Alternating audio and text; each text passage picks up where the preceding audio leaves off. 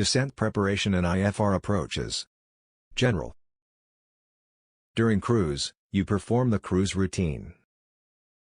Decide if your actual cruise alternate. Analyze the weather for each alternate to confirm it's suitable. Analyze the approach in use to be prepared. Confirm the suitability of the runway with the landing performances of your aircraft. Use the 10-9 chart, airport and takeoff minimas. Check the availability of services you might need, technics, passenger services, fuel, hotels, other airlines that could handle your passengers, customs services and so on. After your cruise, you will reach your descent point. How do you compute that point? Let's assume you're cruising at flight level 90. Your first mandatory altitude in arrival or approach procedure is 3,000 feet. Disregarding the altimeter setting difference between standard and local QNH, that makes around 6,000 feet to loose. If you descend at 500 feet per minute, you need 12 minutes to reach your altitude. If you fly, for example, at 120 knots ground speed, you travel 2 nautical miles per minute. So the distance you need is 12 minutes times 2 equals 24 nautical miles. But you need to prepare the descent and the approach before reaching the top of descent. That's why you'll add 30 nautical miles for your preparation. So, you plan to start your preparation 54 nautical miles before destination. You have to adapt the distance in case of headwind or tailwind change. At the distance computed, you start your preparation. Weather. Fuel. NOTAMS. Briefing. Bugs. Perfo. About the weather. Check the ATIS if available. If not, check the weather you prepared before the flight in your flight folder. You have to analyze the ATIS this way. Brussels National, arrival Victor 0920. Expect vectoring for ILS approach. Runway 25 left for arrivals, runway surface condition at 0903, dry. Runway 25 right for departures. Transition level 50. Wind 050 degrees for knots, variable between 010 and 100 degrees. OK. Temperature 21. Dew point 13. QNH 1025. No sig. Confirm arrival, Victor, on first contact. Shuttler 1 information November 0925. Expect vectoring for ILS approach.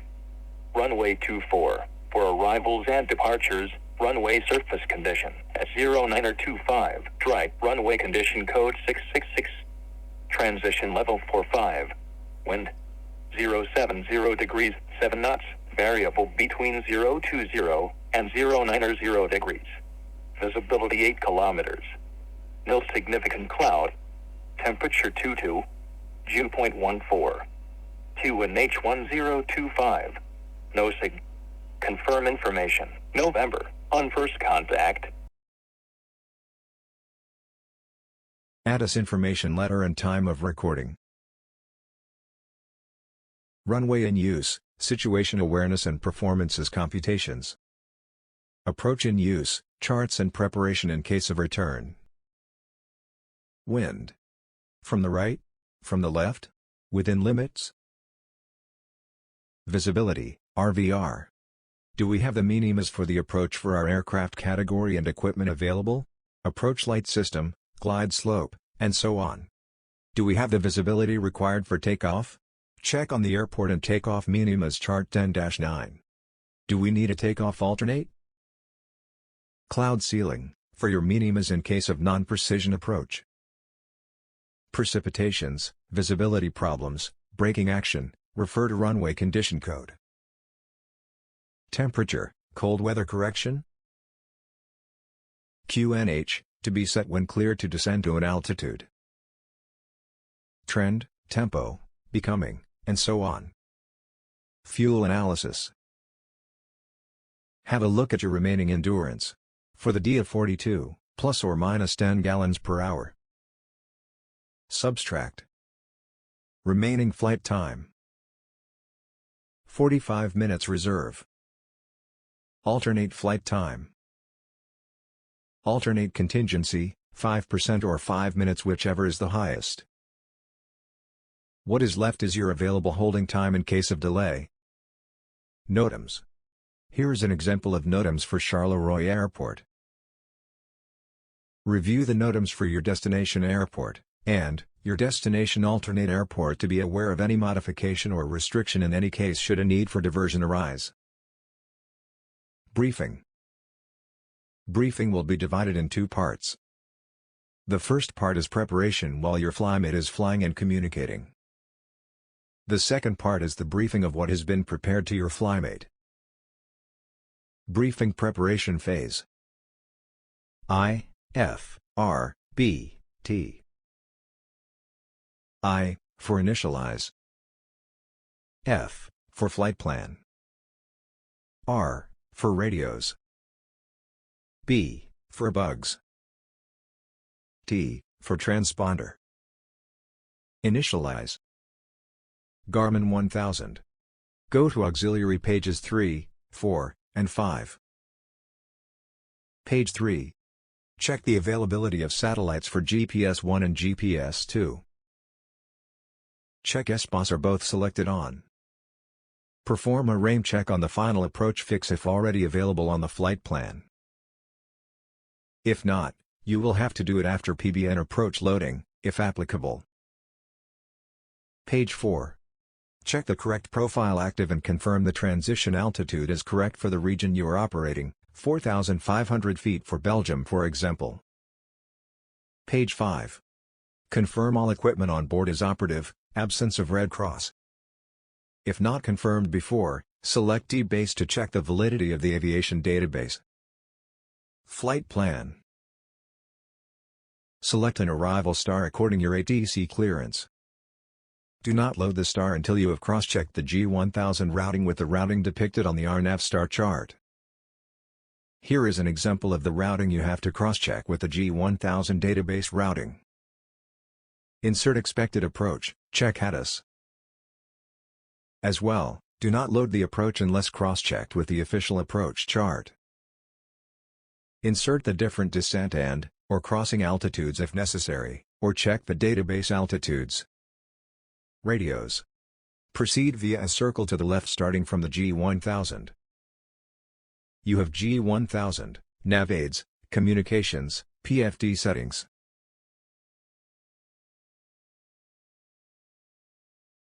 (1) The G1000 is already set. 2. Perform the nav aids setting. Read carefully the description of the star and set the nav aids step by step. Here, there is no textual description of the routing, so have a look at the drawing and follow the route.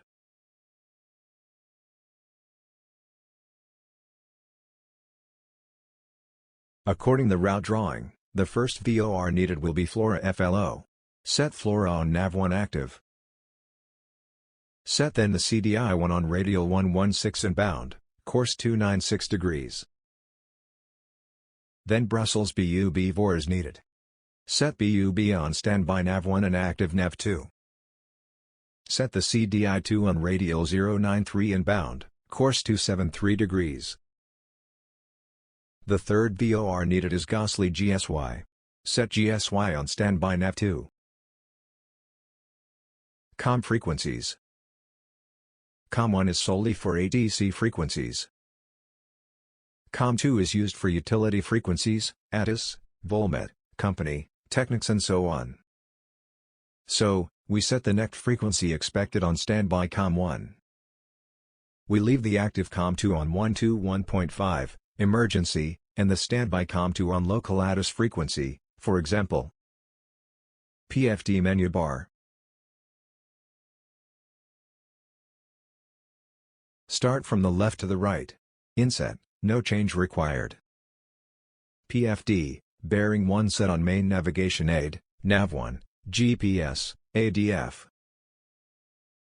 DME on and set on nav1. Bearing 2 set as required. ABS is not applicable at this stage. CDI, set CDI according use, GPS, Nav1, Nav2. ADF, DME, set, and ident, NDB frequency. Check DME setting. Transponder, check transponder in alt mode. Timer, ref, set bugs and minimas. So, in this circle procedure, is included, bugs, transponder. And IFRBT is now complete. Now is the time for briefing to the flymate. Always start with, are you ready for the briefing? Weather has been checked. State it is letter. State runway in use. State approach expected. State wind cross component if any, and wind within limits, or not. Visibility, RVR, sufficient for the expected approach? Destination alternate chosen with weather, fuel, flight time, NOTAMS. What do we do in case of downgrade? Glide slope out. Lights out? Weather deteriorating? Runway change? And so on. Cloud base, part of the minimas for non-precision approach, sufficient for the approach expected? Precipitations? Visibility impaired? Braking action? Runway slippery? Temperature, below zero, cold weather correction? QNH to be set? Fuel. Endurance remaining. Minus flight time remaining. Minus 45 minutes reserve. Minus alternate flight time. Minus contingency. Equals holding time available. NOTAMS. Review valid NOTAMS for destination airport. Destination alternates. Briefing. Take the star and approach charts and review the routing expected, step by step, showing each of the nav setting corresponding, with altitude and speed constraints if any. Review. Airport name. Chart number. Effective date. Notes. Airport elevation. Notes. Star name.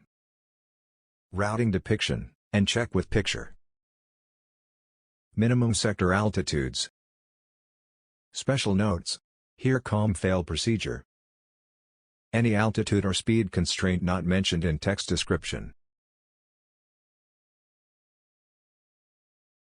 Approach chart. Brief.